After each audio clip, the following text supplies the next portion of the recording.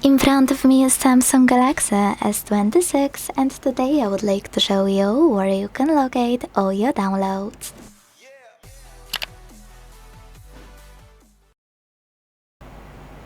First of all, you need to open an app called My Files.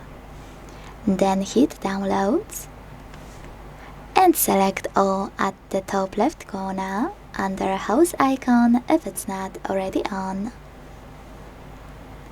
This way you'll see all of your downloaded files right away. You can also just see ones from one of your sources, like Chrome, by clicking on all of those over here. Wherever you decided when you're ready to open one file, click on it. Decide which app you want to use to open this file format, just once or always, and then manage it at the bottom.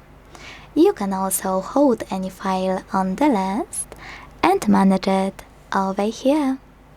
Thanks so much for watching. If you enjoyed this video, leave a like, comment and subscribe.